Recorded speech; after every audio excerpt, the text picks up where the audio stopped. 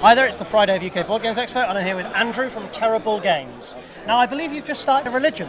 I have indeed. Yes. Would you like to tell our viewers about it? Of course. Well, I haven't really started it. I've just kind of followed in the footsteps of a greater religion that has come before me. Oh, really? And that is the religion of Henanism. Henanism? Henanism, okay. Yes. You might not have heard of it. Well, you know, a bit of a hipster religion. Yeah, it's one of those, I was into it before Okay. it was a religion. Yeah, fixie bikes, handlebar moustaches. Henanism. TerrorBulls. Worshipping chickens. Worshipping chickens, yeah. okay. But there's a long and rich history of worshipping chickens. It goes, I'm actually being serious now. No, I discovered this in my research. I have no doubt there's a long and rich history of something like that. But yes, this is the Hen Commandments, and in it, players are disciples of a holy chicken. Yep. And the holy chicken is laying encoded eggs. Okay. With a message on. Yeah. And it's the disciples' job to work out exactly what it means. Okay. And the game is essentially arguing over the meaning of these nonsensical phrases. Actually, no, not nonsensical. Well, because they're holy commandments. Yeah, very meaningful. Yeah, phrases, fair enough. Fair enough. So, kind of a party game. Yes. Where you can argue and debate and probably get into blazing rows with each other. Yeah, definitely. I mean, it's a very flexible, very light game. Okay. For about 3 to 8 players. Yeah. It takes about 45 minutes.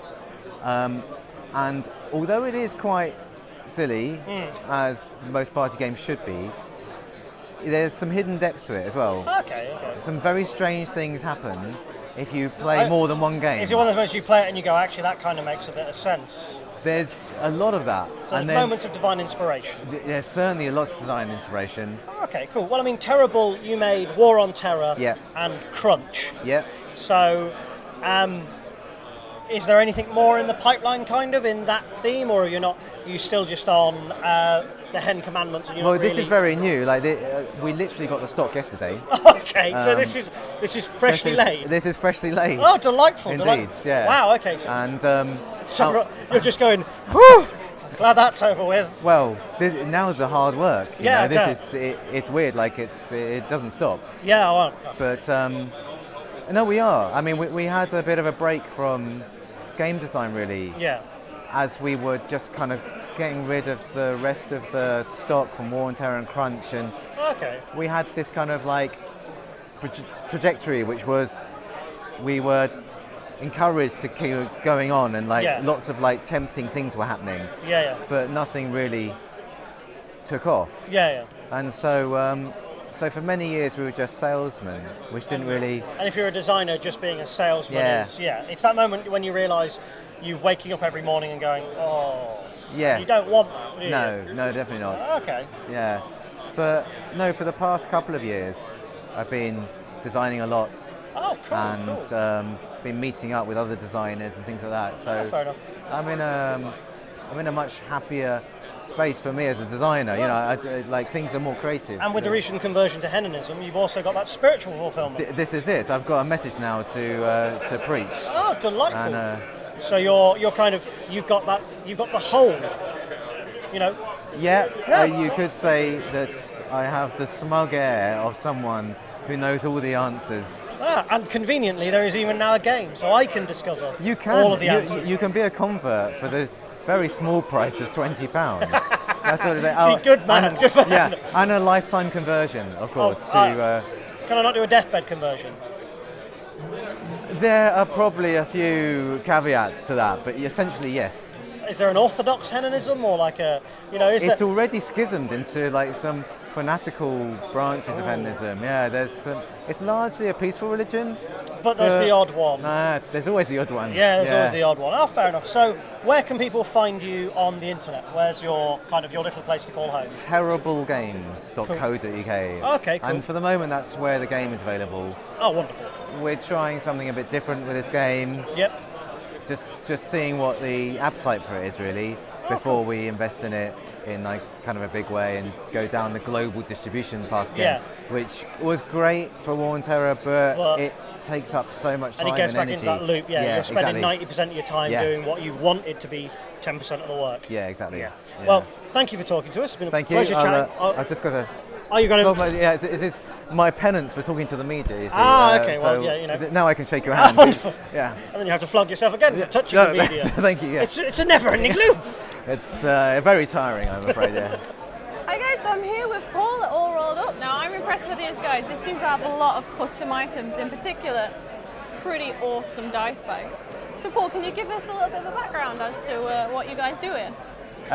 Well, I've been a gamer for 30 years, and I've spent a lot of that time game mastering. Yep. And gamers tend to carry a lot of things around with them: dice, pens, pencils. That's an counters. understatement, right there. And so what we have is a standard dice bag just holds dice, okay? Just dice. And what I wanted when I came to the table was something that would hold everything. So it has a dice bag, it holds pens and pencils, it holds cards and everything. And this is one I had specially made for this event because I was running a Tudor, an Elizabethan game, and I wanted something that fitted the theme. So we have hundreds of different designs. They are in some incredible designs. I mean, they've got Pac-Man, they've got underwater theme, they've got all these different bright coloured bags in the air. I can tell I'm going to have more than one of these things, to be honest. So is there any particular item that sold well at this event? Well, over the last year we've been experimenting with the sort of fabrics we could use, and amongst those at the high end have been we have an oil skin, which is basically the same sort of stuff that a fisherman would wear, which is kind of splash proof and has a really nice a smooth touch to it. Ooh. And we also have, yes indeed, so that's one of our oil skins. That's a Mina Harker basically, which is a lovely red one with a buckle on it. And that is our Harris Tweed, our official Harris Tweed for the genuine gentleman gamer who wants to genuinely treat his dice with the utmost in luxury. I know a particular gentleman who would really like that. So, and we just know people appreciate the opportunity to really show off their gaming. You know, they spend time picking out dice and pens and so forth. You want to look after it. Just having a quality dice bag that's handmade by my wife in Manchester. It just gives that's what I've been. You can tell that they're really well made as well. I mean, absolutely. You've got so much on here and everything's really exciting, but is there anything that you've got in the pipeline that we can look forward to? Well, because we've got the dice bag, we've been really looking to do accessories. So we want somebody to be able to walk away with their dice and their pens and their wipe cards and everything else. And we now have a dice tray, which goes alongside these. Now a lot of people have the wooden trays, which basically the wooden trays take up a lot of space and they're lovely. But this is a foldable dice tray. Okay, it's made with quality woolen felt from Germany, and it basically snaps on the corners and will fold up, and it fits inside the All Rolled Up.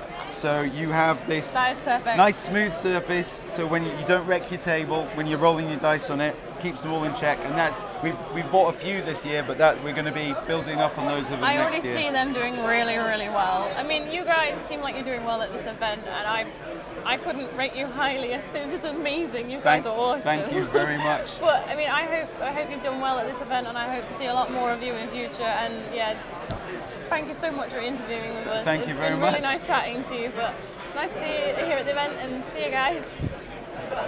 Hello, it's right at the end of the UK Board Games Expo, and I'm here with Chris from Macrocosm. Hello! The big Cosm. Yes, the big one, not micro, macro. Yes, so what is Macrocosm? Macrocosm is a skirmish sci-fi game in a far future with ray guns and gribbly aliens. It's an opposed D8 skirmish game. Okay, so what do you mean by opposed D8 for people who might not know? Okay, so basically you get your dice for shooting, which will be based on your shoot stats, and it will be based on the quality of your weapon. Yep. You roll those dice, and then I will get a set of dice to dodge the incoming shot, which will be based on my speed and any intervening cover. Okay. So roll the dice, compare the two, whoever gets the highest, either you've hit or you've dodged. Oh, fair enough. So it's a nice, simple, quick mechanic. Yeah, we wanted basically a beer and pretzel game that people could play on a small scale, or they can take it up to a 4x4 or a 4x6 if they wanted to. But we've been playing games on a 2x2. Oh, cool. So nice little compact. Get straight into the action, yeah. Cool. So what are the factions that are in at the moment? At the moment, we've got the Digger Corporation and we've got the Malignancy. So we've got two factions. So you've got Dwarves in Space. Dwarves in Space. In Space! And then we've got basically... Do they mine? They In did mine. space. In space. And then we've got the Malignancy, who are basically malformed humans. They've been infected with a certain virulent virus, and they've changed, grown extra gribbly arms, and basically supplanted the local populace. So they're evil from space. From space. Okay, that's not bad. I mean, the miniatures are really nice. They've got that nice old, that kind of old school vibe, but Yeah. they don't seem to have the problems of, single piece kind of. What Yeah, is this guy doing? Is he surfing or is he shooting? Yeah, well, absolutely. I mean, originally we gave the sculptors an idea of what we wanted. We wanted a retro-style game. We wanted nice, chunky miniatures that when you actually move the miniatures around, you feel like you're moving miniatures. This starter set is. I'd feel safe walking home with this. Yeah, because anybody mugged you, you could knock them on the head with it. When you hand it over to them, they go, man, these are nice, thanks, man. I know a lot of people have said, you don't do plastic or you don't do resin. We do some resin. Yeah, bits and bobs. But when we move a miniature around, we want to feel like we are moving a miniature around. So You want to work on your guns, you want to really pump up for it. And it's coming from the old school, the old hammer, the old school sort of era that we all loved. Cool. So what's on the horizon for the game? On the horizon, we have Armies 3 and 4 that will be coming probably in 6 to 12 months. Any idea what they are? Any hints? Yes. Will you tell us the hints? No. Absolutely no. It's a This really. is just a ploy to get you back on the show, isn't it? Oh well, we really need to speak to Brian Blessed before we can actually continue with one idea. Oh, no, you won't.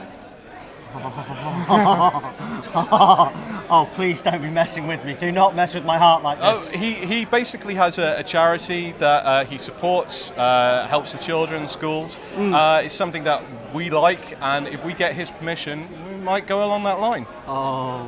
But it's open to the public to get in touch. But So what the public wants, we will try and do. yeah. So do you want Brian Blessed the miniature? Yes, you do. First wave, dive. I can't do it in his voice. His Yeah. voice is unique. Well, yeah, and louder than a jet engine, but as Apparently. proven by science. As yeah. proven by science, Okay. yes. So you've got 2 new factions on the way, Yeah. and then anything else cool?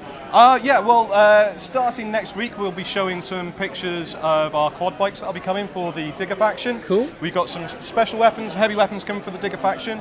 We've got special weapons coming for the Malignancy, both the host and the infected. Cool. Infested. And we've got an infested Og coming, and we're looking into getting some ideas together for what we will use as what we're calling the tick monster at the moment. So something big will be coming for these Oh, guys. sweet. Okay, cool. Well, where can people find you on the Tinternets? We are at macrocosm.co.uk. We have a Facebook group which is Macrocosm. Check us out, find us online, and drop us a line. Cool. Well, hopefully we'll hear from you soon again. So, nice chatting with you. Nice meeting you, number one. And number 2. And number one. And number 2. Hi guys, we've got some more competitions for you and they're amazing. I swear to God, this stuff's awesome. But keep your eye out for the details below because it's well worth it.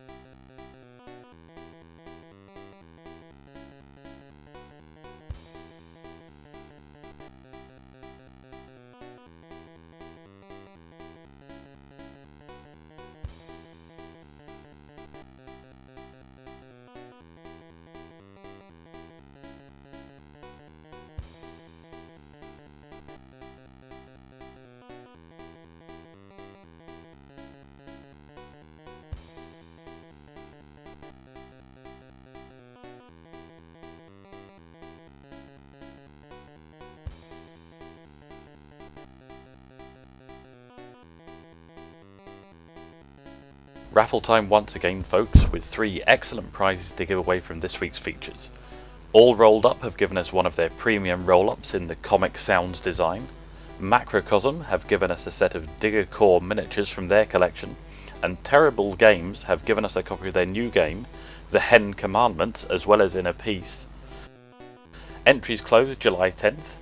Thanks to All Rolled Up, Macrocosm and TerrorBull, as well as UK Board Games Expo and GamesQuesters for giving us their time and prizes.